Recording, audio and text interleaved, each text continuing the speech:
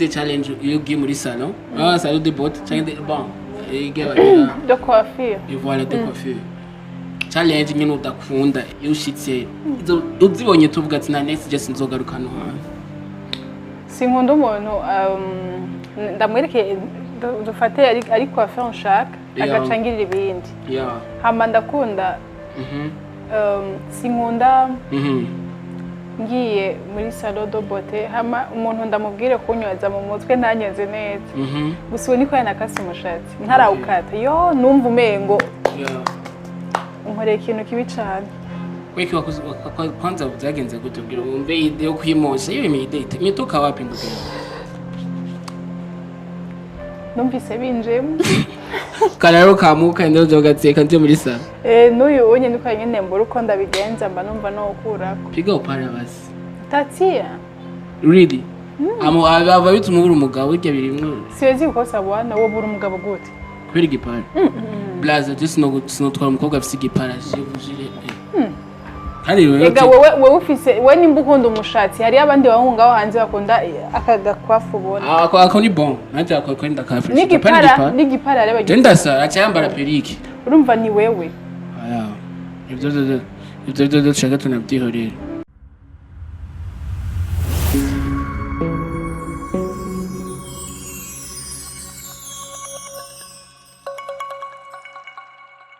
Yo, salut, ça va? J'espère que vous allez très bien. Denitro Igas Wolf, another day, another fresh Friday. How are you today? Today, nandi kumwe n'umukobwa mwiza, edo tuza kumushikira. So, umuntu rero, muga amateka yiwe cyangwa n'ibindi aho. Okay, nizeye ko mwese mwatse kugira subscribe again. Nitwa Igas Wolf. Today, nanagize Friday, ndi kumwe na Manila films, ibintu byinshi cyane. Ariko nizeye ko subgambe muzamubonye imbere y'ama kamera ariko n'ubwambe muzamubonye imbere ya kamera za Inox TV. Nawe mukije bakunze Inox again. Nila ndakwakiri. Ça va, murakoze? Utwido. Be the first uje muri Inox, please. Yeah. Ndabara mukije cyane. Okay. Bon, ku mazina yanje nkuko Wolf yabivuze ni Nela. Murakoze kunyakira kuri channel yanyu. Nongera nsaba abakunzi ba Manela bagire sabone kuri channel yanyu kugira ngo dushishikare gufashanya. Voilà. Tufanye hivi. Yako mimi. Nero napendeza sana. Merci. Ko mzuri sana. Asante. Okay. Aga compliment wese kuva mu gitondo gushika kwino saa. Na compliment rahabwa canke nani? Urishi. Tangu asubuhi. Nani? Okay, benshi bashobora kwibaza ati kweki wakoreraga nkuko niyo nahise Jean tutahise tuzinanye ariko nuko nyine byacanamwe ama challenge nira tufanye n'ikipindi ariko finally turaho reka tumuca mandari. Okay, Nila.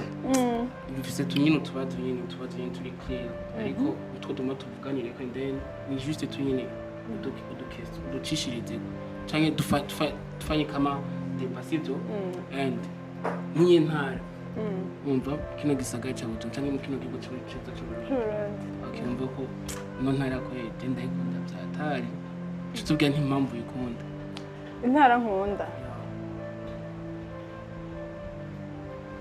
imwe canke zibiri imwe favoriza ugati no ntara genda ikunda byatari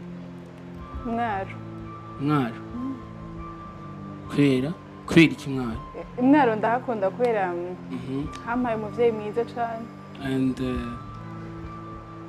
how werukayo ryari kera cyane mugabo ndayikunda niyo ntara wumva cyane vraiment ndafavoriza byatari mu ntara zose okay iyo ni ntara vraiment numva yuko muri jewe kabisa wagenye nila nizenge utambagije ati yaguha umuvyeyi uyu yampaye mama twese turazi ko mama niwe ari ikintu kiga mama urumva urashobora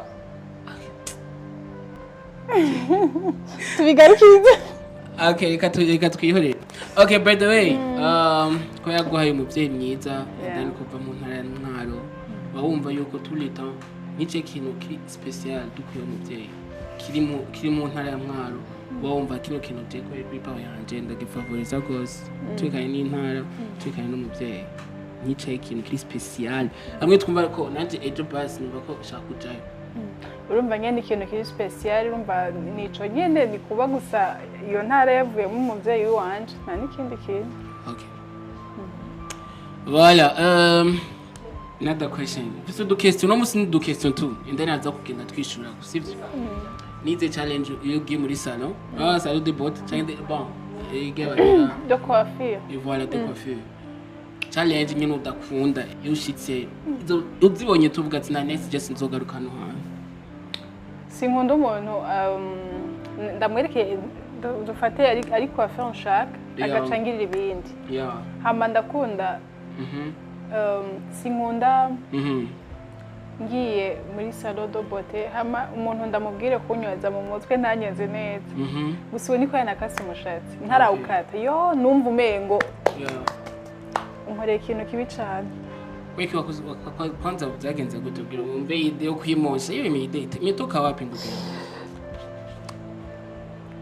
numvise binjemo kararo kamuka ndozo gatseka nje muri sala n'uyu unye niko nyene mbura uko ndabigenza mba numva no ukura piga upara basi tatia really amo aba bituma uri umugabo urya birimwe siwezi gukosa bwana wo buri umugabo gute kubera igipara blaza just no twara umukobwa afite igipara je vujire Ega wewe ufise we nimba ukunda umushatsi hari abandi bahungaho hanze bakunda akagakwafu ubona ako ni bon nanje akwenda kafe n'igipara areba genda sa acyambara perike urumva ni wewe aya ibyo chaka tunabyihorera ariko no muzi nta débat ntaki nene namutumiye mugati tondo question neza tukumubaza sivyo kuri part yawe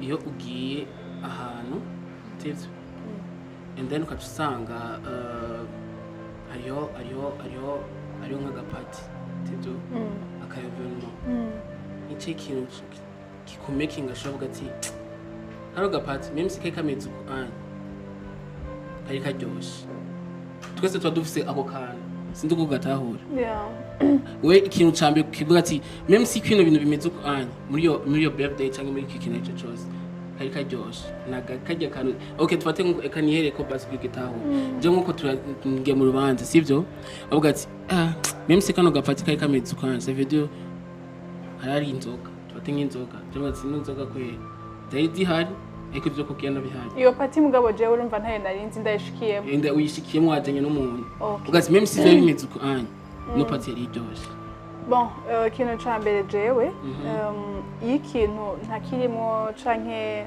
reka mpere ku bantu iyo je umuntu tutazinanye nta bintu byinshi mba shaka tuvugana for the first ego kandi n'ibintu biteguye jewe ntabirimo nubwo vyononekara nguma ndabirabu donc sindabiha umwanya komeze gusa nyagira umuntu uzagutumire ndene acakubwira nti bazatumye mugenzi wawe oya je ntushobora consiprena no urantegoza nira nk'ubu mugenzi wawe yakugenzi ewana kwetwe umugenzi nyane wategeza kumbwira ati nera ndase dufate nk'uko aje bantumiye ndene twinka anje vuze nera ndetse tuje kuri akayemisho twento pitemo yo party no urumva nanje ngiye kubera wewe nogenda kugira ngo nyene mvuga ati mperekeje umugenzi ariko sishobora kuba interesse y'ibintu ndahasanze okay another question iyo umunsi wa birthday wawe umunsi w'amavuko ke nibyo bintu bibiri yo gete birthday ebana uvuze ati okay no munsi ngomba mfete birthday wanje principe zibiri ya birthday wawe bitegezo ibyo bintu bitegezwa kuba bihari nibi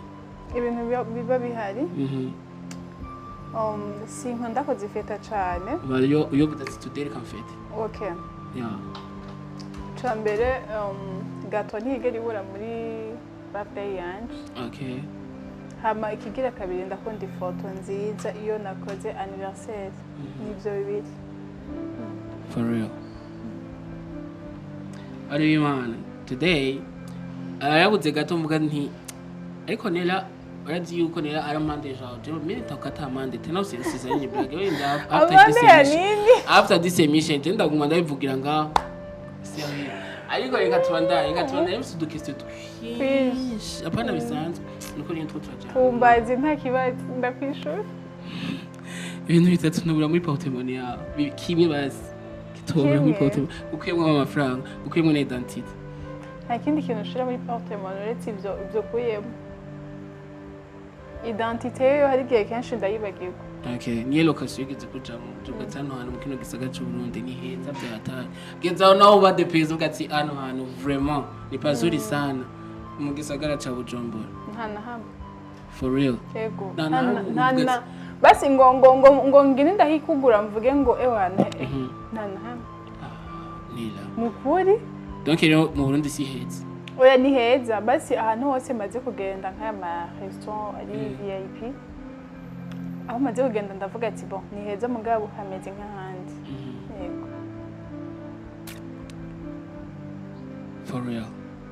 for real acha tuendelee lakini je next nzobozana niyo turi muri vibes hapana ya makesi ya deba ndio numira ko n'ubundi ba tufanye deba nzuri sana okay another question akaba ariyo tugemengo tukumaturangitse ikiganiro ariko sivyo bamaze gukora ikintu yapamuye mu kicuza kwa nini mekifanya iki kitu biramaze kunshikira si rimwe si kabiri si gatatu byamavyanshikira ngira ngo rimwe nyine ikintu gatsi kino kintu ataka nimekifanya ukaca wicuza apayas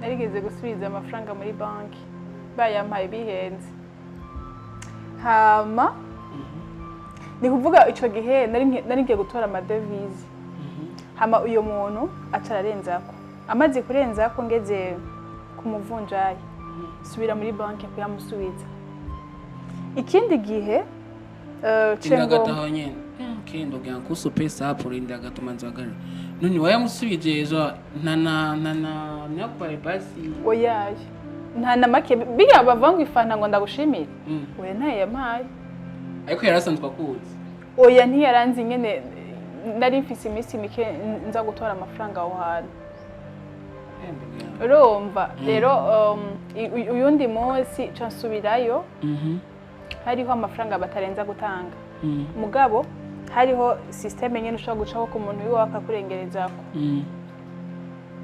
umva namaze kuba umukiriya namaze kubona yuko umengo ibintu byose twobifashanya warfe uyo muntu yambwiye ngo ntibishoboka umuntu twari kumwe w'umukongomani ambwira ngo yo ngo binakatara ndamwe binakatara ngo ngoja mimi nikuonesha acaragenda yaragomba 1200 nagiye mbona yanzanira mezo candagenda ambwira ati none ko jewe yanyimye ujya kuyamuhaye ngurumva nerango nukuri acagomba kuyampa ndambwira ati oya nta nayo nshaka candagenda kuva ico gihe nibaza ko mu bintu maze kwicuza naricujije icatumye kiriya gihe ndamusubiza ya mafaranga numvise mbabaye gose navuze ati gute umuntu ushaka kumukorera iciza kandi akwibuka mugabo nawe ntiyiyumvire wa mutima w'urukundo wagira nawe aho gusubiza byarambabaje n'ukuri guys byarambabaje gose nico kintu ngira namanibuka mu buzima nkababaje kandi yari amafaranga menshi namusubije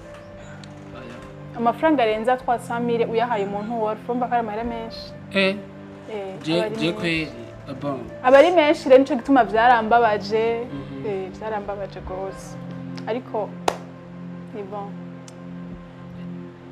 jinga je kweti Kiwo musubiza ndugu yangu aya bari hari gihe nyene umutima w'urukundo nyene gufata ukawe urukundo amafaranga nesi wezi oya gusa ntabyo bon si kuvuga yuko ngomba namayindinza amafaranga ariko urumva yuko ari ahantu uvuga ati meme sina yasubije bon arico basi yanshi yagize yashimye then yanyeretse yuko reaction yiwe ko basi nagize piti aho ndashaka kubwira ati je m'en fous bwaca kubona ugati iyo atwara kweli ashe kandi acatumwe ngo nyene uwaca ugati atumwe ngo uwo aragusumba jo bwenge ndati umva nyene yacabone kumenga gusumba kuko ico gihe nta na konti nari mfise muri iyo banke ku buryo bavuga ngo tuzomubona naka agarutse tuyamukati nayo nari mfise donc no gutora je gusa ngenda mugabo numvise nyene mvuga ati amafaranga sino yajya no kuri reka ndayamusubira reka nje kuri Gasi Wolf rero jinga anye ni one way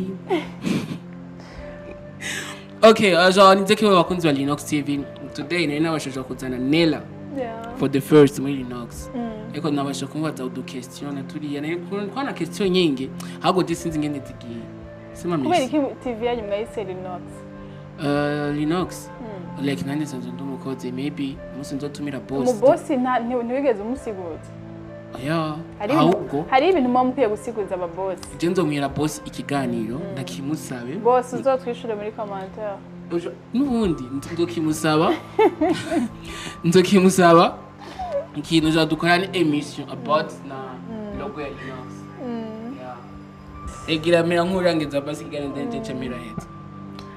Okay, ngerageje kuguheraheza. Nagira nsabe abantu mwese mukunda iterambere ry'igihugu cy'u Burundi. Okay. Muze kuri Linox mugire sabone. Basi ivyuma vyiza. Basi ama image meza rero barakeneye.